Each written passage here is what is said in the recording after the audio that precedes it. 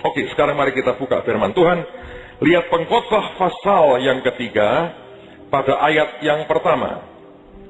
Pengkhotbah pasal yang ketiga ayat yang pertama. Alkitab berkata, untuk segala sesuatu ada masanya. Untuk apapun di bawah langit ada waktunya. Kalau Anda melihat dalam terjemahan lain dikatakan, everything has its time. Segala sesuatu ada waktunya. A time to everything there is a season. Untuk segala sesuatu ada musimnya. A time for every purpose under heaven. Ada waktunya. Buat setiap tujuan yang di bawah langit ini, semuanya ada waktunya. Terjemahan lain mengatakan ada yang namanya appointed times and fortune. Ada waktu yang ditetapkan dan keberuntungannya. Nah, saudara sekalian, mengapa setiap kali kita membicarakan tentang tahun baru dan apa simbolnya buat kita? Sebab setiap kali kita harus mengerti, kalau Tuhan mau bekerja sesuatu, maka biasanya Tuhan memberikan yang namanya sebuah isyarat kecil bagi anak-anaknya untuk menangkap apa yang dia mau kerjakan. Nah, tahun ini kita masuk tahun Ayin Vav.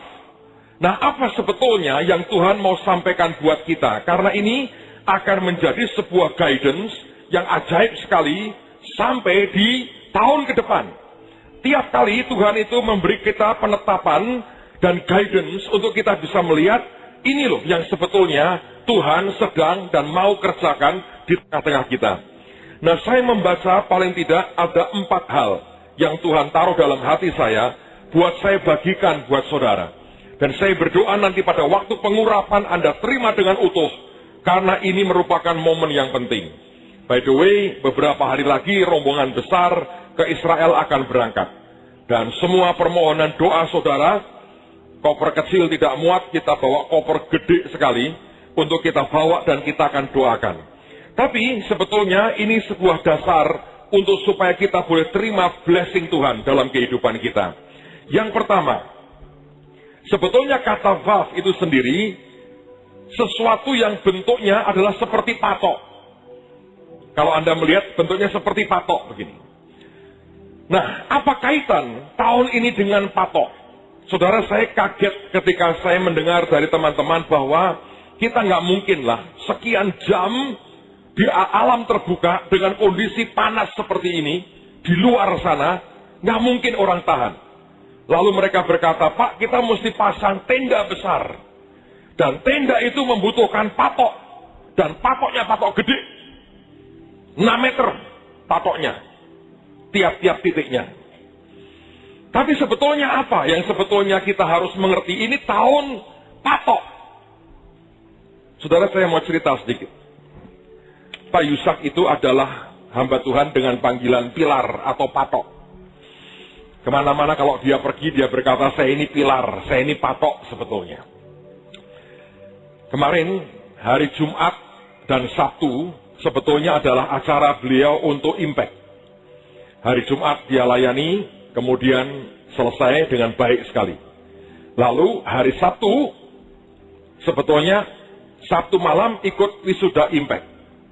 Ini kalau saya cerita begini supaya Anda mengerti bahwa ini Tuhan itu serius soal patok ini. Lalu kemudian hari Sabtu pagi makan soto. Tidak dengan saya. Sabtu siang makan apa namanya itu? Pindang kudus. Saya temenin. Saya tinggal pulang. Saya bilang nanti ya ketemu sore ya Pak. Saya berkata gitu. Yo. Sekian jam kemudian muntah-muntah. Dan sepanjang malam itu, sampai besok paginya, belasan kali muntah. Sehingga harusnya, beliau itu pulangnya minggu setelah kebaktian pagi, langsung pulang. Atau sebelum kebaktian harus sudah ke airport. Tapi Anda mengerti bahwa minggu sore itu adalah sebetulnya Ayin Vav. Dimulainya tahun patok. Yang saya perhatikan, saudara, menjelang siang, tiba-tiba berubah seger badannya. Lalu kemudian berkata, sore aku mau kebaktian. Maka datanglah beliau hari Minggu sore, persis pada waktu Ayin Vav. Dan Jedediah mengatakan, bulan Maret lalu saya diberitahu Tuhan, bulan September nanti kamu akan ketemu salah seorang jenderalku, Yusak Cipto katanya. Dan ketemunya persis pada waktu Minggu sore kemarin, waktu Ayin Vav. Sebetulnya ketika saya doakan, Tuhan ini kenapa bisa begini? Itu harus seperti itu nak. Karena tanda kita masuk di tahun patok. Karena panggilannya sebagai pilar dan panggilannya sebagai patok. Jadi soal patok ini penting sekali. Nah sekarang mari kita lihat ayatnya. Yesaya pasal 54 ayat 2 dan ayat yang ketiga. Yesaya pasal 54 ayat 2 dan ayat yang ketiga. Lapangkanlah tempat kemahmu dan bentangkanlah tenda-tenda kediamanmu. Janganlah menghemat, panjangkanlah tali-tali kemahmu, dan pancangkanlah kokoh-kokoh patok-patokmu. Kenapa harus begitu? Kenapa patok harus dipancang dengan kuat? Ayat berikutnya adalah alasannya. Sebab engkau akan mengembang ke kanan dan ke kiri. Keturunanmu akan memperoleh tempat bangsa-bangsa dan akan mendiami kota-kota yang sunyi. Alasan Tuhan berkata, pancangkan kokoh-kokoh patok-patokmu, oleh karena dia berkata, engkau akan mengembang ke kanan dan ke kiri. So, tahun ini adalah merupakan tahun persiapan dan bahkan sudah dimulai.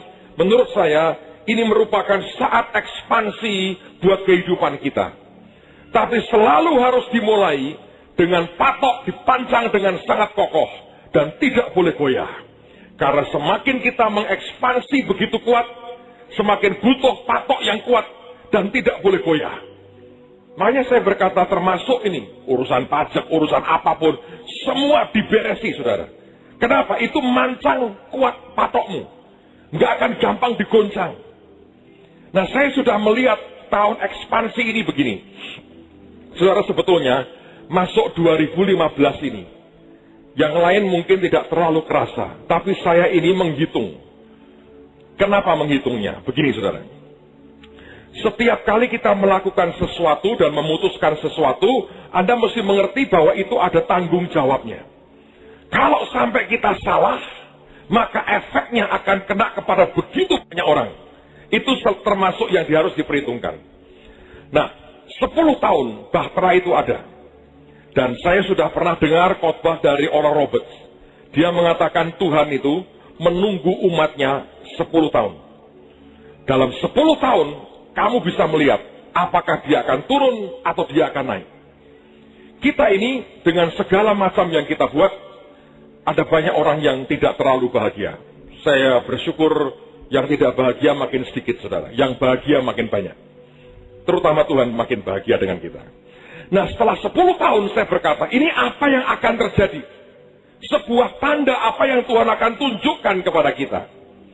Dan tiba-tiba saya mendengar sekian bulan lalu Tuhan berkata, bangun pasukan 100.000 orang.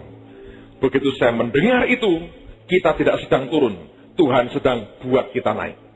Sebab belum pernah dalam catatan sejarah orang buat yang seperti itu. Kalau KKR 100.000, 1 juta mungkin orang pernah buat. Tapi 100.000 memberi mereka makan. Dalam sejarah saya belum pernah dengar ada yang seperti ini. Dan Tuhan mulai lakukan di tengah-tengah kita. Kalau Anda sempat mengikuti akan menarik sekali. Beberapa hari yang lalu, kalau tidak salah hari Kamis, kita ada pertemuan dengan para hamba Tuhan, para gembala sidang JKI se-Jawa Tengah. Kita mau Pak Adi Sutanto mempersilahkan saya bicara di tengah-tengah forum pendeta-pendeta JKI yang lain untuk bicara soal acara Desember tahun ini. Selesai saya ngomong, saya minta Pak Adi memberikan sesuatu. Saya bersyukur, kita bersyukur punya ketua sinode yang hatinya tetap buat Tuhan dan jiwa-jiwa. Saya belum pernah lihat seperti ini seumur hidup saya kumpul dengan beliau. Saya bergaul dengan Pak Adi ini sudah puluhan tahun, dari umur 17, saudara. Puluhan tahun, saya belum pernah lihat seperti yang Kamis kemarin. Saya sharing tentang 100.000, dia naik ke mimbar. Teman-teman yang ikut bisa lihat dalam mungkin butuh 2 menit lebih, saudara. Nahan air mata. Gak bisa ngomong. Nahan air mata. Air mata bahagia, sukacita. Karena lagi-lagi jiwa-jiwa kegerakan akan terjadi. Tidak ada kaitan langsung dengan sinodenya. Itu nahan air mata itu mungkin 2 menit, saudara. Dan saya akan khusus dengan benar-benar los. Dan saya berkata, Tuhan, aku makin percaya ada penyertaan Tuhan di tengah-tengah kita. Saudara sekalian, ini tahun ekspansi. Salah satu mesin yang kita beli sudah tiba di Semarang kemarin, lagi diinstal, dalam 1-2 hari diharapkan selesai, dan kita akan mulai bisa kerja. Begitu ini sudah beres, akan langsung mulai masak. Bayangin buat nanti Desember, masaknya sekarang. Saya tahu ini pekerjaan besar, tapi juga sesuatu yang ekspansi. Ini tahun ekspansi, tapi patok kita harus kuat. Yang kedua, saya kemarin merenung banyak hal, dikejutkan dengan sebuah fakta. Dan saya yakin ini ekspansi. Saudara, negara yang mulai berkembang tidak akan pernah luput dari yang namanya menyiapkan generasi sesudahnya. Dan itu biasanya lewat pendidikan. Kemarin ketika saya pulang dari Jogja, di mobil saya ngerenung, tiba-tiba Tuhan berkata begini, nak, tahukah dan sadarkah kamu bahwa kalian sedang berkecimpung di dunia pendidikan itu luar biasa. Saya cerita ke saudara lah supaya Anda mengerti. Saudara, kita mengerjakan pendidikan yang non-formal. Non-formal seperti apa? Secara rohani kita punya impact. Ini sudah tahun ke berapa itu? 15-16. Tahun ke-16, sudah lama. Dan ini sudah masuk kepada bangsa-bangsa. Impact. Yang kedua, Pak Yos itu punya LPK. Lembaga Pelatihan Kerja. Ngajari orang yang mau kerja di sekuler dengan berbagai macam hal. Sampai hari ini kita bersyukur dengan Tuhan. Tapi kita punya rumah singgah, itu banyak sekali. Di atas 100 yang kita tangani sampai dengan hari ini. Kita punya PAUD di mana-mana, buka di mana-mana, dan memberkati. Tapi kita juga punya yang pendidikan formal. Kita mengerti kita punya dari playgroup, TK, SD, SMP, SMA, SMK, sampai akademi. Tuhan berikan buat kita. Minggu kemarin, beberapa hari yang lalu, ada tim dari Malaysia datang, karena kita menjajaki untuk kerjasama dengan yang namanya Health University. Dan mereka ngecek, mereka interview dosen kita, manajemen kita, para mahasiswa, dicek. Mereka berkata, sempurna. Dan secara lisan mereka berkata, kita akan terus sampai ke MOU. Maka artinya diharapkan pada Januari tahun depan, kita bisa buka S1 dengan ijazah dari Malaysia, sekolahnya di sini. Mereka yang kirim dosen ke tengah kita.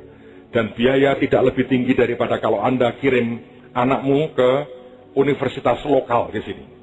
Tidak lebih tinggi dari itu. Tapi ijazahnya dari Malaysia. Dan itu punya link dengan yang di Australia dan yang di UK, yang di Inggris. Menurut saya bagus sekali. Dan kita percaya itu akan terjadi. Tiba-tiba Tuhan ingatkan, kita sekarang sudah mulai lakukan yang pasca sarjana untuk program MA dan MTH. Pendidikan di mana-mana dibangun. Saya lagi mau kumpulkan di tengah kita ini tiap kali tambah doktor satu, tambah doktor satu. Kalau kita kumpulkan, mungkin Pak Stefanus, tapi Anda harus jadi doktor dulu ya. Lalu kita bisa buat S3 sekaligus. Satu hari akan terjadi, kita akan melahirkan banyak orang-orang pintar di tengah-tengah kita yang cinta Tuhan gila-gilaan dan penuh dengan Roh Kudus. Untuk apa tujuannya? Sebab patok itu akan menjadikan tonggak yang sangat kuat untuk kita bisa pancang, perlebar semuanya. Karena Tuhan berkata, sebab engkau akan mengembang ke kanan dan ke kiri. Kalau kita bisa nangkap ini sesuatu yang ajaib. Ini tahun di mana tahun patok. Di mana kita mesti menguatkan segala sesuatunya. Dengan sebuah tujuan bukan untuk bertahan. Dia berkata, Yesaya mengatakan, sebab engkau akan mengembang ke kanan dan ke kiri. Tahun depan saya akan, tahun ini sebetulnya kita diberi sebuah penawaran oleh namanya Heston College. Itu memberikan degree sampai D3. Ngedilnya begini saudara, ini saya cerita apa adanya. Sebetulnya gini, 5 orang yang mau bayar kuliah di mereka. Kalau ada 5 orang mau sekolah di tempat mereka, mereka memberikan ke kita 10 anak gratis. Jadi kalau ada 5 saja orang Indonesia yang mau sekolah di tempat mereka, nah Heston College dikenal sebagai college terbaik di Amerika. 5 sekolah, 10 free. Free itu termasuk apa? Termasuk penginapan, asrama, makan, biaya kuliah, nggak bayar. Bahkan mereka bisa kerja part-time di kampus, dapat duit. Saya hanya mikir karena rupiah lagi parah ini. Tapi kalau misalnya kita rata-rata ini, Pak, semua bayar deh, dibagi 15. Kami pernah ngitung, itu sebulan $1.000. Kalau Anda pernah nyekolahkan anakmu di luar negeri, sebulan nggak mungkin 1.000 cukup. Ini termasuk asrama, termasuk makan, termasuk semua. Kalau jajan yang bayar sendiri. Tapi di luar itu cuma $1.000 kalau dibagi rata-rata 15 orang. Kita belum tahu bagaimana kita men-follow up-nya, saya lempar aja ke saudara hari ini. Dan awal tahun depan saya diminta untuk ketemu dengan tim dari namanya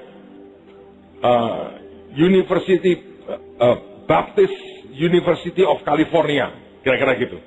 Jadi ini merupakan salah satu sekolah universitas terbesar di Amerika yang dimiliki oleh gereja Baptis di California. Kebetulan salah seorang teman saya ngajar di situ. Dan kemarin saya ketemu dengan direktur bagian luar negerinya. Dia berkata, ayo kita buat MOU, kerjasama. Anak-anakmu kalau selesai boleh kuliah tempat kami. Dengan banyak kemudahan. Saya lagi nge-push untuk minta mereka beri beasiswa anak-anak kita.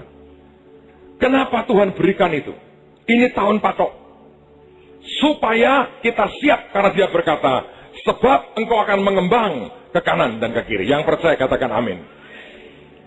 Saudara, setiap tahun Tuhan memberikan sebuah tanda isyarat buat kita untuk menangkap apa yang dia mau. Yang kedua, dengan cepat. Kata vav, terjemahan hurufiahnya sebetulnya adalah kata dan atau n dalam bahasa Inggrisnya. Dan itu merupakan kata yang menghubungkan kata sebelumnya dan kata sesudahnya. Kata dan atau kata n dalam bahasa Inggris itulah vav. Dan vav itu adalah kata yang bersifat koneksi. Sekarang mari kita lihat Kejadian pasal yang pertama, ayat yang pertama. Inilah pertama kali kata vav itu muncul. Alkitab mengatakan, pada mulanya Allah menciptakan langit, vav, bumi. Pada mulanya Allah menciptakan langit dan bumi. Vav itu menggandeng, menghubungkan antara langit, surga, dan bumi. Vav adalah titik temu antara surga dan bumi. Itu saya percaya adalah titik temu antara doa kita, iman kita dengan anugerah dan kuasanya. Vav merupakan tahun di mana semua yang dari kita naik ke atas disambut oleh apa yang Tuhan punya dari surga. Dan inilah tahun Ayin Vav buat kita. Dan terjadi ledakan mujizat dalam kehidupan anak-anaknya. Saya tulis beberapa hal. Saudara, titik temu yang paling hebat antara Tuhan dengan manusia adalah dalam diri kita. Karena itulah Alkitab mengatakan tubuh kita ini bait daripada Roh Kudus. Nah, Tuhan itu memilih orang, Tuhan pilih waktu, Tuhan pilih cara, Tuhan pilih tempat. Kalau ada orang yang dipilihnya, maka orang itu menjadi orang yang diurapi. Kalau ada waktu yang dipilih Tuhan, maka waktu itu disebut sebagai kairosnya. Kalau ada cara yang dipilihnya, maka orang menyebutnya itulah prosedural surga. Kalau ada tempat yang dipilihnya, maka tempat itu menjadi sakral. Tak mengapa tempat, sebab Jehovah Jireh itu nama tempat. Dan Tuhan memilih akan Jehovah Jireh. Saudara sekalian, kalau Anda bisa mengerti ini, maka inilah tahun di mana kita percaya apapun yang kita naikkan dengan iman, kerinduan hati kita, iman kita, doa kita akan tiba-tiba bersentuhan di tahun ini dengan jawaban anugerah dan kuasa Tuhan, dan terjadi ledakan yang ajaib dan doa-doa kita didengar oleh Tuhan. Saya berdoa tidak ada orang yang kehilangan akan iman di tahun ini. Sebaliknya kita semua percaya ini tahun di mana doa kita didengar oleh Tuhan dan jawaban Tuhan akan begitu real dalam kehidupan kita. Yang percaya katakan amin. Yang ketiga, dengan cepat. Vav adalah huruf ke-6 dalam alfabet Yahudi. Huruf ke-6. Kemarin Dr. Tam mengatakan bahwa 6 itu angka manusia. Kenapa? Karena manusia diciptakan pada hari yang ke-6. Dan saya berkata itu betul. Kalau manusia hanya sebagai manusia, masalah besar. Tapi mari kita lihat apa yang terjadi. Ketika Tuhan menciptakan manusia, ada satu ungkapan yang beda dibandingkan ketika Tuhan menciptakan yang lain. Coba lihat Kejadian pasal yang pertama. Buka Alkitab Anda. Kejadian pasal yang pertama, ayat yang ke-27 sampai dengan ayat yang ke-31. Kejadian pasal yang pertama, ayat yang ke-7 sampai dengan ayat yang ke-31. Maka Allah menciptakan manusia itu menurut gambarnya. Menurut gambar Allah diciptakannya dia, laki-laki dan perempuan diciptakannya mereka. Allah memberkati mereka, lalu Allah berfirman kepada mereka, beranak cuculah dan bertambah banyak. Penuhilah bumi dan taklukkanlah itu. Berkuasalah atas ikan-ikan di laut dan burung-burung di udara, dan atas segala binatang yang merayap di bumi. Berfirmanlah Allah, lihat, aku memberikan kepadamu segala tumbuh-tumbuhan yang berbiji di seluruh bumi, dan segala pohon-pohonan yang buahnya berbiji. Itulah akan menjadi makananmu. Tetapi kepada segala binatang di bumi, dan segala burung di udara, dan segala yang merayap di bumi, yang bernyawa, kuberikan segala tumbuh-tumbuhan hijau menjadi makanannya. Dan jadilah demikian. Maka Allah melihat segala yang dijadikannya itu sungguh amat baik. Jadilah petang dan jadilah pagi, itulah hari yang ke-6. Saudara, pada hari-hari sebelumnya, ketika Tuhan menciptakan bumi dan semua isinya, Alkitab mengatakan maka Allah melihat semuanya itu baik. Maka Allah melihat semuanya itu baik. Maka Allah melihat semuanya itu baik. Tapi waktu Tuhan menciptakan manusia, maka dia berkata bukan cuman baik. Dia mengatakan sungguh amat baik. Saya mau percaya ini tahun sungguh amat baik buat kita. Kita masuk dengan berkata, Tuhan aku percaya ini tahun yang sungguh amat baik. Nah, apa dasarnya buat kita mengatakan? Pertama, tadi kita melihat bahwa ini merupakan tahun Vav, alfabet yang ke-6. Dan pada waktu Tuhan menciptakan manusia, dia berkata sungguh amat baik. Tapi ada satu lagi yang luar biasa. Coba kita lihat 1 Samuel pasal 10 ayat yang ke-6 dan ayat yang ke-7. 1 Samuel pasal yang ke-10 ayat 6 dan ayat yang ke-7. Saya mau bacakan aja bahasa Inggrisnya, dan ini ada kalimat yang menurut saya bagus sekali. Alkitab berkata, then the Spirit of the Lord will come upon you. Lalu kemudian kata firman, roh yang daripada Tuhan akan turun ke atasmu. And you will prophesy with them. Dan kamu akan bernubuat bersama-sama dengan mereka. Dan dikatakan, and be turned into another man. Dan akan diubah menjadi manusia lain. Aneh ini. Anda bisa menjadi manusia lain. Bukan manusia kebanyakan. Bahasa sekarang Superman. Bukan kampanye loh, saudara. Tidak kenal saya. Superman. And be turned into another man. Dan dikatakan, and let it be, when this sign come to you. Dan dia berkata, akan terjadi, kalau tanda-tanda ini menyertai kamu. Kamu akan dipenuhi roh Tuhan, kamu akan mulai bernubuat, dan karena itu kamu akan jadi manusia lain. Dan itu, ketika tanda-tanda ini datang, dia berkata, that you do, engkau lakukan, as the occasion demands. For God is with you. Apa artinya? As the occasion demands. Tuntutan keadaan. Occasionnya, kondisinya, waktunya saat itu butuh apa? Dia bilang kerjakan. Sebab Tuhan menyertai engkau. Anda bisa kebayang nggak? Ini orang manusia luar biasa ini. Makanya Tuhan mengatakan sungguh amat baik. Terutama kita hari ini sudah lahir baru. Kita terima Tuhan Yesus dalam kehidupan kita. Tuhan berkata kalian ciptaan yang sungguh amat baik. Begitu engkau lahir baru, engkau dipenuhi dengan roh Tuhan. Itu yang membuat kita diubah menjadi manusia lain. Dan kalau itu sudah terjadi, dia berkata, occasionnya, saat itu, keadaan waktu itu, menuntut seperti apa, lakukan. Sebab Tuhan menyertai engkau.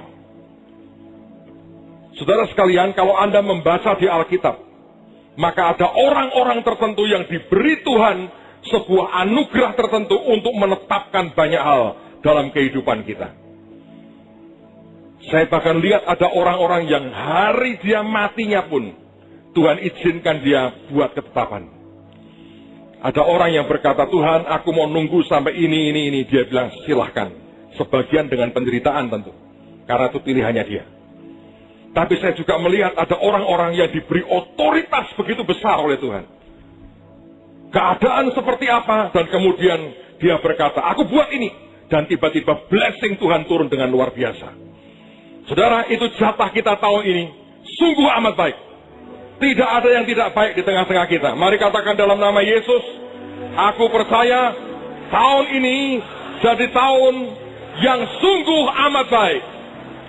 Amen. Anda mesti percaya perkatakan itu akan jadi dalam kehidupan kita.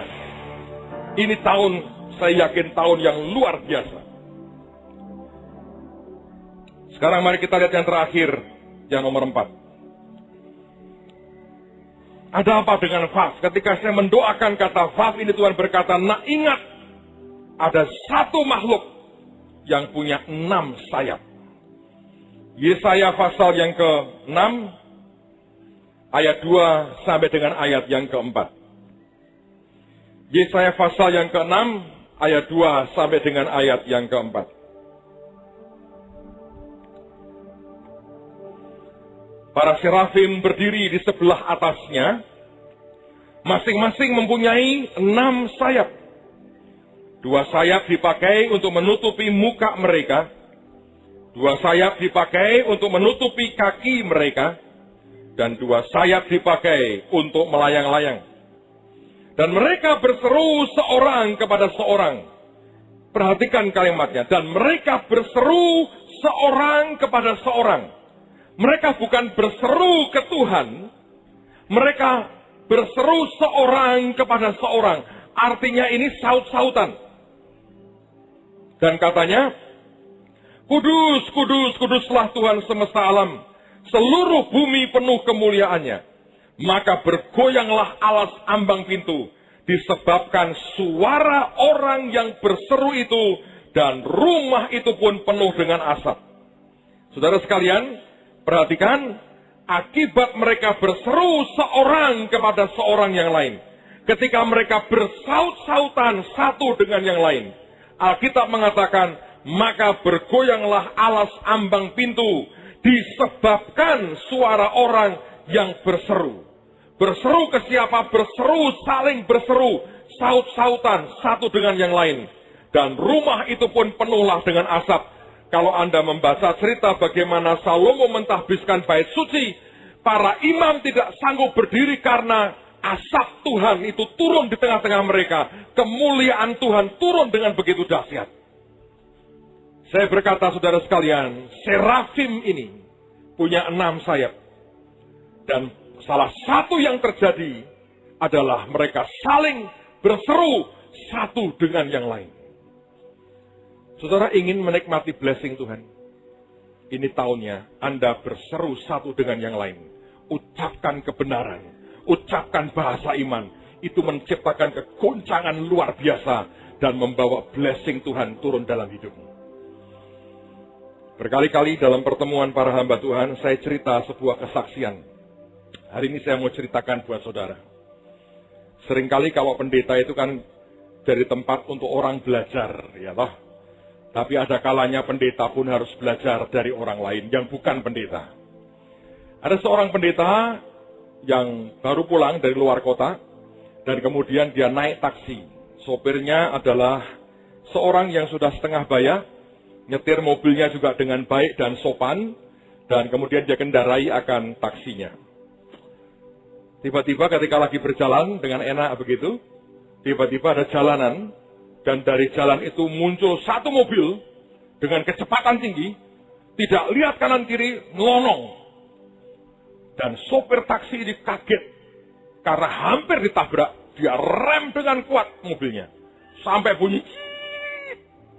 Dan yang numpang pendeta ini sampai tergoncang, dan dia lihat anak muda pakai mobil sport, ngawur, dia buka kacanya, orang muda ini, dia maki-maki sopir taksinya. Sudah ngawur, mau nabrak mobil orang, masih maki-maki. Tapi sopir taksi ini dengan senyum, dia melambaikan tangannya, dan kemudian dia memberi tanda, silahkan jalan, silahkan jalan. Si pendeta ini bingung. Harusnya itu pemuda dimaki-maki balik.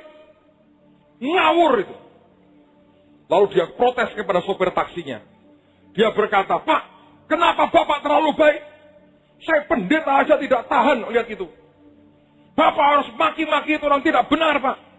Malah Bapak senyum melambaikan tangan, suruh dia jalan. Kalau saya, Pak, saya lempar batu itu. Ngamuk pendetanya. Sopir taksinya itu dengan bijak berkata, Pak Pendeta, saya mau cerita sedikit, katanya. Ya, boleh, katanya. Saya punya prinsip begini, Pak. Ini pengertian saya. Setiap rumah tangga itu, apakah dia punya home industry atau tidak? Tiap hari mereka menghasilkan sesuatu. Itu bagian dari home industry mereka. Tiap hari, Pak. Mereka memproduksi dan menghasilkan sesuatu. Pendeta berkata, ya enggak toh, Pak. Saya pendeta juga tidak menghasilkan apa-apa kecuali khotbah saya. Oh enggak, Pak. Termasuk Bapak juga tiap hari ada hasilnya. Itu home industry Bapak. Apa home industry aku? Sampah. Tiap rumah, tiap hari. Pegawai negeri atau pengusaha. Tentara atau polisi. Ya toh? Pejabat atau rakyat jelata, orang kaya atau orang miskin, orang pintar, orang bodoh, tiap rumahnya, tiap hari mesti ada sampahnya keluar. Oh ya betul itu. Sampah tiap hari itu. Nah, ada yang namanya truk sampah, Pak. Keliling. Hobinya apa? Nampungi sampah-sampah itu. Terus dibawa ke tempat penimbunan sampah. Nah, truk sampah itu, Pak, kalau mau direnovasi, sudah hopeless. Istilahnya kanker stadium 7,8. Maksudnya apa? Anda mau cat ulang, Anda mau apain, barang itu bau busuknya nggak pernah hilang. Truk sampah itu kalau dijual, susah lakunya. Yang mau beli siapa? Jadi kerjaannya apa? Munguti sampah. Nah, saya, Pak, sopir taksi aja. Bukan truk sampah. Tadi anak muda itu baru buang sampahnya. Masuk tak tampani, dengan saya ikut emosi, jadi truk sampah. Lebih baik saya berkata gini, halo, aku tahu kamu lagi buang sampahmu, ada sing wis bosok ambuni rak karo-karoan, ya toh? Saya senyum, saya berkata, silahkan jalan, artinya gowo mulih sampahmu. Bawa pulang sampahmu, bukan punya saya. Saya kalau merenung itu, saya pikir betul, saudara. Setiap hari kadang-kadang kita keluar unek-uneknya. Marah, terus gak puas, terus. Sampai. pendeta kalau punya sampah rada berbahaya, ada racunnya seringkali. Anda dengar unek-unek pendeta, mematikan rohmu, percayalah. Tapi kita bukan truk sampah. Kita tidak mau menghasilkan sampah. Dalam hidup kita ada pembakaran sampah sempurna. Tiap ada sampah kita berkata, Tuhan tahirkan saya. Api Tuhan turun, hilang, happy lagi. Amen, saudara? Kita bukan truk sampah. Tapi kita membawa kabar baik. Ingat, Injil itu artinya good news. Jangan ngomong bad news. Kita bicara good news, kabar baik. Injil artinya kabar baik. Ini serafim, itu bukan begini loh, depan, gitu, sambil nutup muka, nutup kaki, sama kapak terbang, terus gini. Awake dhewe kok kon tengok-tengok kayak bagong ini ya. Tuhan yang tengah-tengah ini piye to aku kok kene. Nggak ada gitu. Terus waktu sambil ngantuk-antuk, terus nanti ambil BB, ping ping ping. Kok turu. Aku ngantuk ngenteni. Tuhan nggih mlaku-mlaku. Awake dhewe kok ora gambah gaji ya. Serafim tidak sedang ngerasani siapapun. Mereka sedang mengucapkan satu dengan yang lain, kudus, kudus, Tuhan yang maha kudus. Dan goncang semua karena kuasa Tuhan. Ini tahun, saudara, adalah tahun di mana kalau Anda ketemu dengan orang yang sama yang punya iman, mari kita bicara iman. Karena hanya itu yang bisa membawa kegerakan Tuhan turun di tengah-tengah kita. Sebab kalau Anda ini tidak seperti tadi, ya toh hanya malam begini ngerasa, Anda bukan serafim, saripin. Mirip tapi tidak sama. Saya harap Anda mengerti itu. Serafim tidak ngomong yang lain. Bicara satu dengan yang lain. Yang Yesaya lihat itu. Makanya kalau Anda baca di ayat berikutnya, itu Yesaya dikuduskan mulutnya. Kasih bara api itu, tempelin di mulutnya. Nah, kamu tahir. Sebab Yesaya mungkin belum seperti serafim, malah saripin tadi. Kalau saripin saya ingat, saripin lu ngopasar, ngoneng. Ketek itu sudah ada sebetulnya. Ya toh, kalau Anda pernah lihat itu di kampung-kampung kan? Saya sering kali di kampung minta mami saya nanggap joget ketek. Ora usah. Kowe sing joget. Enggak jadi saya. Kita itu serafim bukan saripin menyang pasar. Ngoneng. Saya harap Anda mengerti. Ucapkan yang benar, yang membangun sesuatu yang positif. Hasilnya akan luar biasa. Tapi kalau isinya cuma gerutu, ngomong, saling tukar-menukar sampah. Tukar-menukar kok sampah. Aku duwe bekas gudeg telung sasi, gue gelem ra. Oh aku duwe opor setahun. Ambune kecut ra karuan, ya ijo-ijoan. Masa begitu, saudara? Buanglah yang begitu. Lanjutkan hidup dengan baik. Ucapkan blessing satu dengan yang lain. Hidupmu akan berubah. Nanti ya, berikutnya saya akan nanti ngajar satu kali. Saya mau ngajari Anda tentang bagaimana jadi orang itu, nasib baik terus, nasib baik. Nasib baik itu bisa dipelajari di Alkitab. Saya makin lama berkata, wah luar biasa. Ada orang tuh kok bawaannya sial terus gak pernah jadi, ada yang nasib baik terus. Itu Alkitab tuh ceritain. Nanti sekarang Pak Ungkusai, kita pengurapan dulu hari ini supaya jangan terlalu Anda emosi. Saya mau berkata, ini tahun yang ajaib, ini tahun yang sungguh amat baik. Ini tahun di mana surga dan bumi terkoneksi dengan kuat. Jawaban doa kita disambar oleh anugerah dan kuasanya dalam jawaban Tuhan yang ajaib. Tapi juga mari percaya tahun patok, di mana tahun ekspansi sedang Tuhan berikan buat kita. Tapi saya berdoa seperti serafim itu. Belajar untuk mendeklar sesuatu yang baik lewat mulutmu. Believing and speaking. Yang Anda percaya, Anda ucapkan. Akan jadi dalam kehidupan kita. Yang percaya katakan amin. Mari kita berdiri bersama-sama. Saya baca satu ayat, Anda dengarkan baik-baik. Menyangkut serafim tadi. Mereka mengucapkan satu dengan yang lain. Dalam surat Amsal dikatakan begini, fools mock at sin. Orang-orang goblok itu dengan dosa malah dibawa dijadikan bahan tertawaan.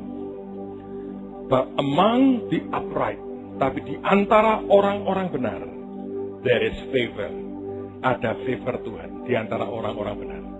Kalau Anda kumpul dengan orang yang mengucapkan perkataan iman satu dengan yang lain, ada favor. Saya mencoba mencari pengertian definisi favor itu apa. Ada banyak favor itu ini kebaikan. Saya pikir enggak. Anda mau tahu kalau orang namanya favor? Menurut saya, dari favor itu lahir kata favorit. Kalau Anda dapat favor Tuhan, Anda itu favoritnya Tuhan. Simpelnya gini, Tuhan suka lu.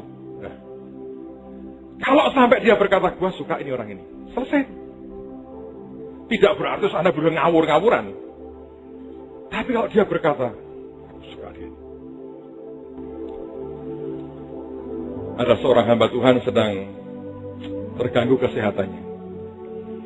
Stafnya kontak saya. 2 hari yang lalu saya hubungan dengan dia lewat WhatsApp. Saya bilang, tolong kami mendoakan dia dan bla bla bla bla. Dan kemudian saya bilang, cerita ya, kita mau buat acara ini, tolong bantu doa buat 100.000 orang akhir tahun. Dan stafnya ini ngomong dengan satu kalimat, dari banyak hal dia ngomong begini, wah, ini jadi sesuatu yang akan dia nikmati sementara dia beristirahat. Dan dia berkata, kamu kan tahu, buat dia, kamu adalah anak favoritnya dan kebanggaannya. Dan ini akan membuat dia segera pulih dengan kuat kalau dia dengar yang seperti ini. Saya khawatir dia malah pengen ke Semarang. Saya bilang, ya nantilah, itu gampang kalau Tuhan suruh. Tapi saya berkata, tolong doakan supaya dia juga mengerti. Kita bergerak terus sampai Tuhan datang yang kedua kali. You are His favorite. Anda adalah favoritnya Tuhan. Amen. Kota ini favoritnya Tuhan. Semua kita favoritnya Tuhan. Katakan amin. Jangan berkata, kan kowe Pak. Amin. Nah gitu saya. Tapi kita semua berkata, we are His favorite. Ada favor Tuhan turun dalam hidup kita. Tuhan suka dengan kita. Dan Tuhan memberkati kita. Amin. Jagai supaya hati kita terus didapati berkenan di hadapan Tuhan. Dan tidak bergerak ke arah yang Tuhan tidak sukai. Mari angkat tanganmu di hadapan Tuhan.